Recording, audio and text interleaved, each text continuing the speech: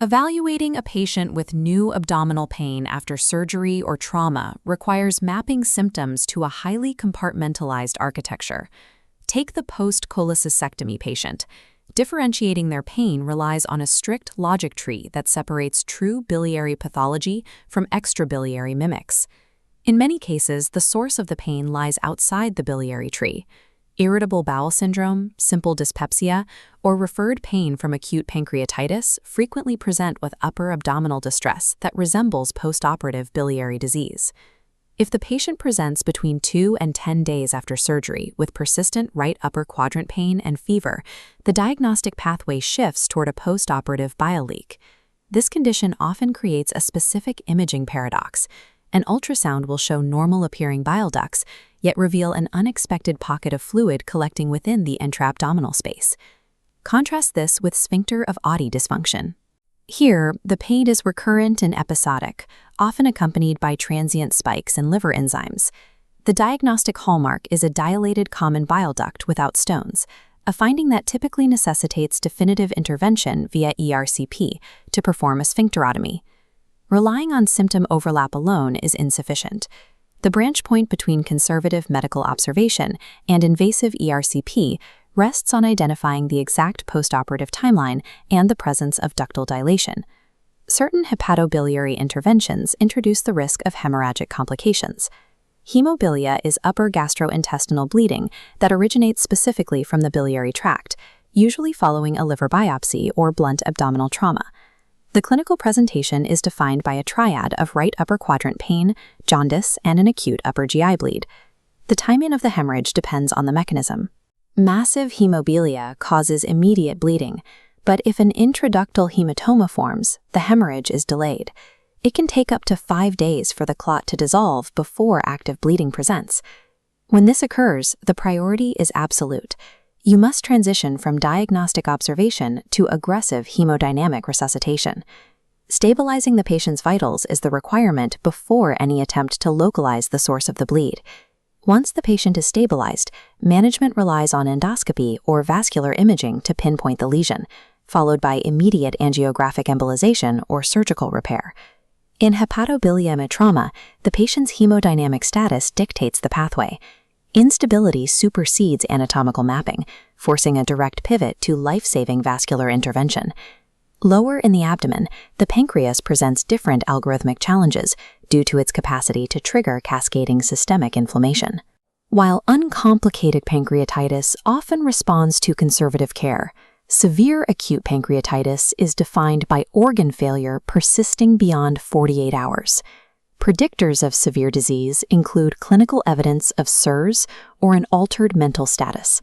Specific laboratory findings reveal the extent of the intravascular volume depletion, with a BUN over 20, a creatinine exceeding 1.8, and a hematocrit above 44. Delayed complications of pancreatitis include the pancreatic pseudocyst, a mature, walled-off fluid collection containing enzyme-rich debris. Abdominal imaging of a pseudocyst shows a thick, fibrous capsule separating the fluid collection from the surrounding inflamed tissue and fat stranding. Asymptomatic pseudocysts undergo expectant management. However, if the cyst causes obstruction, becomes infected, or erodes into adjacent vessels, endoscopic drainage is required.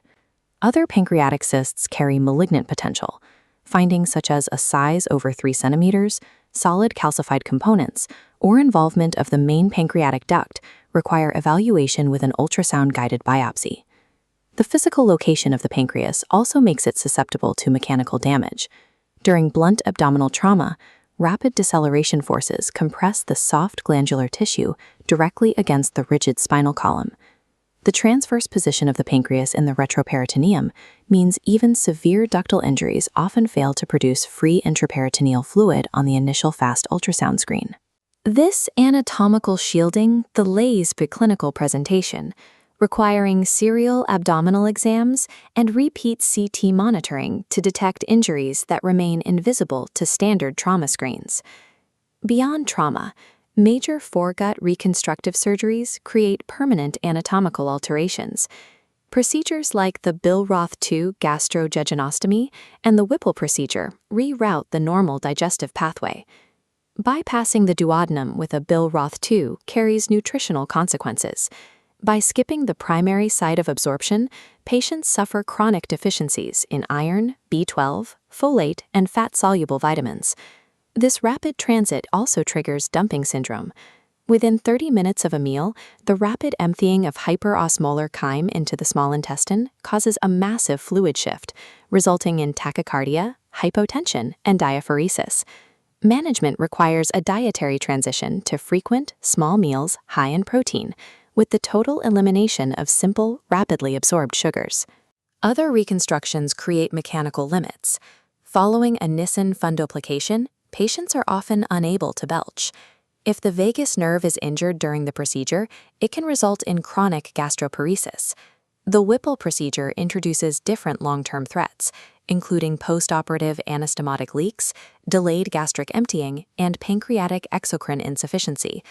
Reconstructive GI surgery trades acute structural crises for a lifetime of physiological management, requiring strict dietary adherence and continuous nutritional monitoring. Abdominal compartment syndrome is a systemic threat that often follows massive fluid resuscitation for major trauma or surgery. The clinical picture is one of global organ failure. A tensely distended abdomen compresses internal structures, leading to elevated ventilator airway pressures, jugular venous distension, and oliguria. Diagnosis is confirmed by measuring intra-abdominal pressure via a bladder catheter.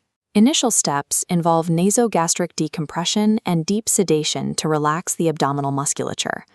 If conservative critical care fails to lower the pressure, the definitive solution is an emergent open surgical decompression to restore organ perfusion. Contrast this internal pressure with superficial defects of the abdominal wall. A simple rectus diastasis, where the fascia stretches but remains intact, requires no surgical intervention. However, true hernias have absolute triggers for repair. Evidence of incarceration, strangulation, mechanical bowel obstruction, or signs of peritonitis necessitates immediate surgical correction.